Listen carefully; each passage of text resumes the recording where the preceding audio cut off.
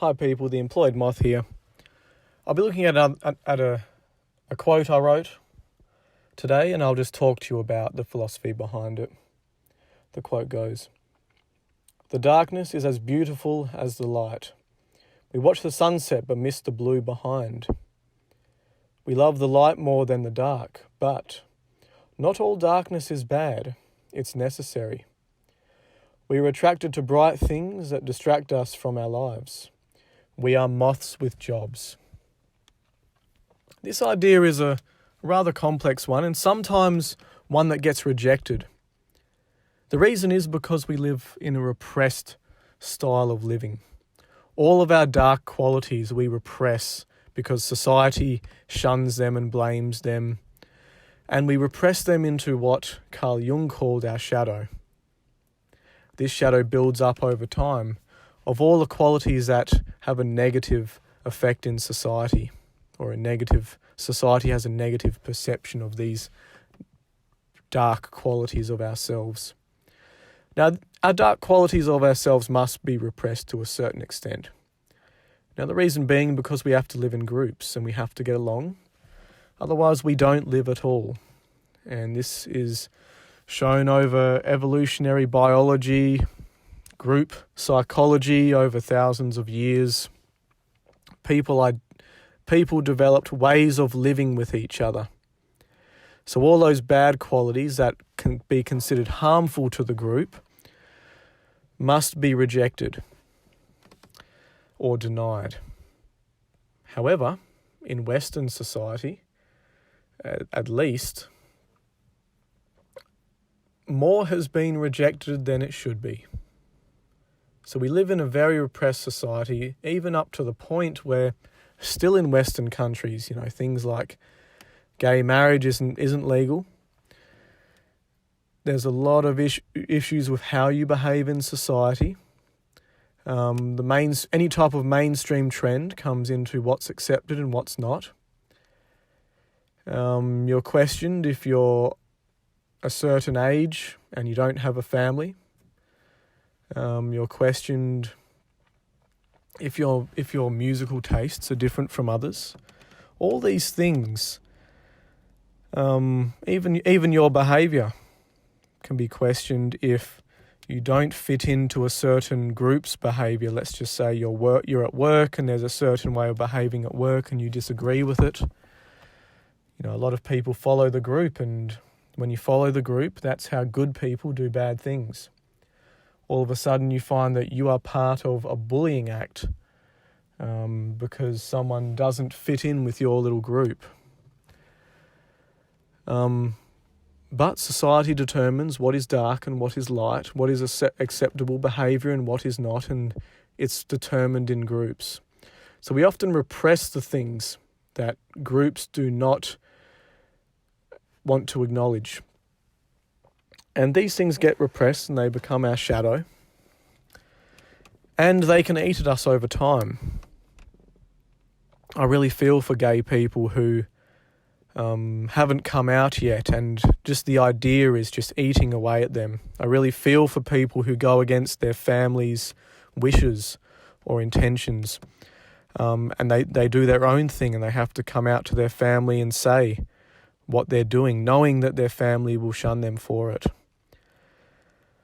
I really feel for people who are just different in general and they don't fit in anywhere, and they're often your introvert types, yet they have to try to fit in and repress the qualities and repress their nature that they truly want to express. So when I'm saying that the darkness is as beautiful as the light, quite often our darkness is beautiful, but we have to repress it because it's not accepted in a very mainstream, strict consumer-producer society.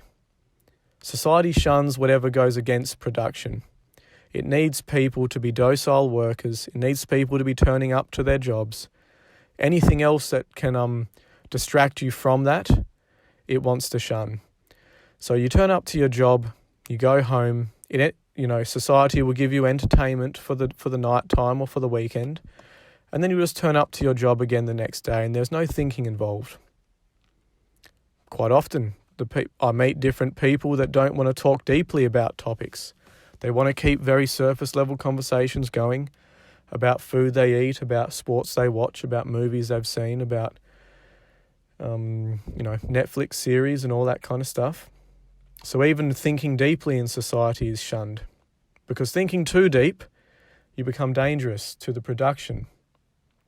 If people start questioning why they have to continue to produce, or why they have to buy the latest trend, or why they have to watch the latest series, society starts to unravel. It must keep moving forward. Quite often our darkness is beautiful. It is human expression. It is part of our natural drives. The things that we cannot get rid of no matter what. All these things are beautiful. However, it's how we use them that can really determine the effects that they have. All of the negative emotions are there for a reason. It's to deter us away from certain actions that will limit our survival. We get angry at people because they might go against ideas that we have within a group. We get angry at people because they've done something that can limit our ability to survive.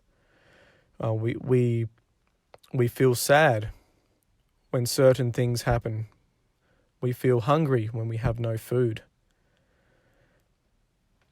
We feel happy and we feel pleasure when we're eating or having sex, because that is linked to survival. We feel pleasure when we're accepted by groups, when we're accepted by our peers, our parents. When we've done something to contribute to a group, we feel pleasure. These are our natural drives, and without them, we wouldn't be human. We wouldn't be a conscious, material, living creature. So there is beauty in all these things. They are human qualities, they are animal qualities, and there is a beauty to them, but we often shun a lot of them. Quite often you might have a teenager who's really angry, and all they need to do is find an outlet for that anger, and they channel it. It's what we call sublimation, sublimation might be more associated with a sexual drive, but it's still taking energy that can be destructive and putting it into something creative. Especially if you have a teenage boy, quite a lot of them are quite angry. They want to break out and be a man, but people hold them back. Their age holds them back. Their experience holds them back. But if you can grab that anger early on and then sublimate it into something creative, you can use that energy for good. There's a phrase called sex transmutation. Taking your sexual energy and putting that energy into a craft. This is why it's so beautiful, because it's creative potential. But it's how we use it that determines whether it's good or bad. There's nothing wrong with violent, angry energy. But when we use it to hurt other people or to hurt other creatures, that is when it's wrong. But if you can take that energy and use it for good, then we can start to change this world. People will start to improve, and the world, we can all help each other with this energy.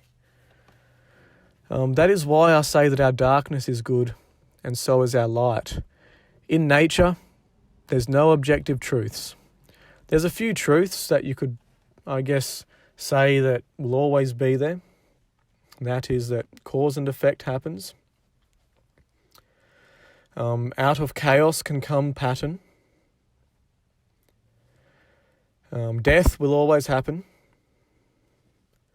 And change will always happen as well. Those are some truths we can look to. But when it comes to right or wrong, nature doesn't give a shit. Nature's going to be here longer than humans will, and it was here before we were. Nature doesn't give a shit about right or wrong. You hear about, male hippos killing other young male hippos so when they grow up they don't overthrow them. You see, I was looking at a nature post on Instagram the other day, and a Komodo dragon captured a pregnant deer, cut its stomach open, and ate the baby inside. Nature doesn't care about right or wrong. It only cares about survival. So when I'm talking about objective truths or objective morals, without humans, we don't have any. Humans create them. They can be called cultural universals. Things that have gone across all different cultures. Ideas about living, ideas about religion, ideas about afterlife, ideas about how to live successfully, how to hunt, how to collect food. And humans create these. And for the most part, we've done a good job at creating the best ones. Don't kill, don't steal, don't assault people, don't rape.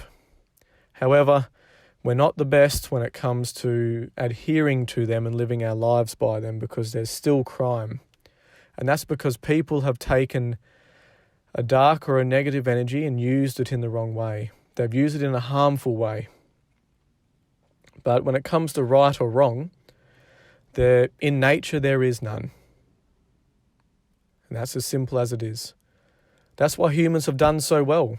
We've done better than animals because we have the brain power to create right and wrong, and for the most part live our lives by that in a group.